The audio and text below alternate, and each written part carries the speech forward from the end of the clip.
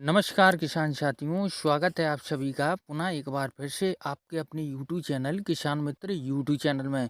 किसान साथियों, आज की वीडियो में हम जानकारी लेकर के आए हैं कि मौसम का परिवर्तन अचानक से 7 से 8 दिन में मौसम में इस कदर परिवर्तन आया है कि सुबह 7 से 8 बजे का टाइम और शाम को 7 बजे के बाद का टाइम, इन दोनों टाइम को छोड़ के आप बीच का जो टेम्परेचर देखें वो गेहूं की फसल के लिए कहीं ना कहीं नुकसानदायक है।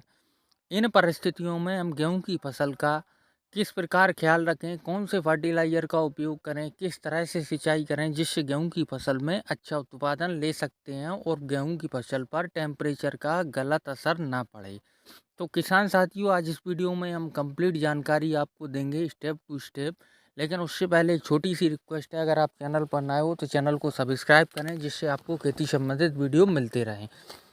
किसान साथियों, अगर टेम्परेचर की बात करें तो गेहूं के फसल के लिए दिन का तापमान 30 से 32 डिग्री और रात का तापमान 15 डिग्री तक सेल्सियस सबसे बेहतर तापमान होता है गेहूं की फसल के लिए।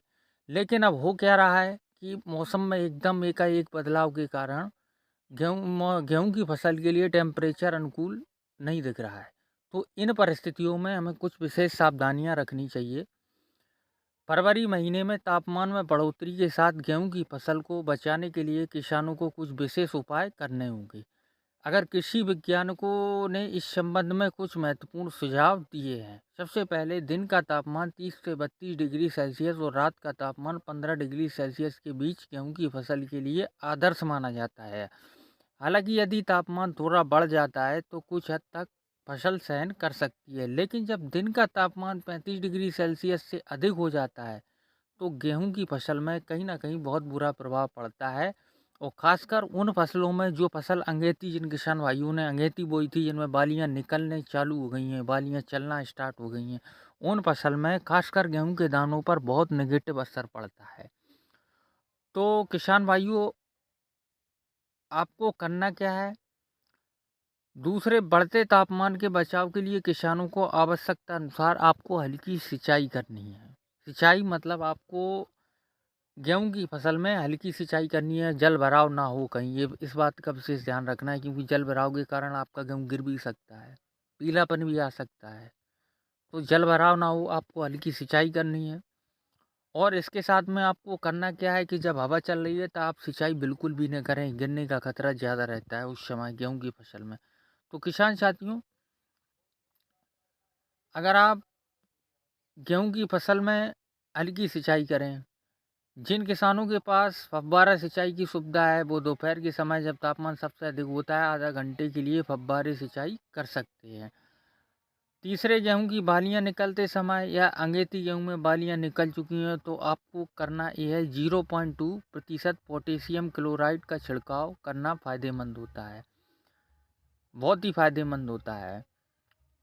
यह तापमान वृद्धि के कारण होने वाले नुकसान को कम करने में मदद करता है। पछेती, जिन किसान भाइयों ने बिजाई की हुई है गेहूं में, आपको उसमें भी 0.2 प्रतिशत पोटेशियम क्लोराइड का छिड़काव करना है।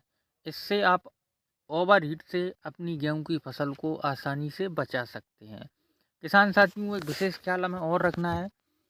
आप जब भी गेहूँ में फंगीसाइड का उपयोग करें, जैसे नाटिवो फंगीसाइड है, इम्पैक्ट एक्स्ट्रा फंगीसाइड है, तो इनका उपयोग 60 से 80 दिन के बीच में जब झंडा पत्ता निकलने लगता है तो आप फंगीसाइड का छिड़काव सबसे प्रभावी होता है। झंडा पत्ता पौधे के लिए भोजन का मुख्य स्रोत होता है, इसलिए इसकी सुरक्षा करना बहुत महत्वपूर्ण होता है। किसान भाइयों, सिंजेंटा कंपनी का इम्पैक्ट एक्स्ट्रा का आप उपयोग कर सकते हैं या अन्य किसी और कंपनी का उपयोग कर सकते हैं। तो ओवर हीट में, हाई टेम्परेचर में हमें गेहूं की फसल का विशेष ख्याल रखना है, हल्की सिंचाई करनी है। 70 से 80 दिन की अवस्था में फंगीसाइड स्प्रे करना है, वो इसलिए कि झंडा पत्ता की सुरक्षा के लिए, क्योंकि इसी से पौधे को भोजन मिलता है, इसमें कोई दिक्कत नहीं आनी चाहिए। और किसान साथियों, गेहूं की फसल में आप फंगीसाइड का स्प्रे करें, हल्की सिंचाई करें। आपको हाई टेम्परेचर का ये सबसे अच्छा सॉल्यूशन बता रहा हूँ कि खेती से संबंधित हम वीडियो लाते रहते हैं। अगर वीडियो पसंद आए तो चैनल को सब्सक्राइब करें। मिलते हैं एक और नई जानकारी के साथ, तब तक के लिए धन्यवाद।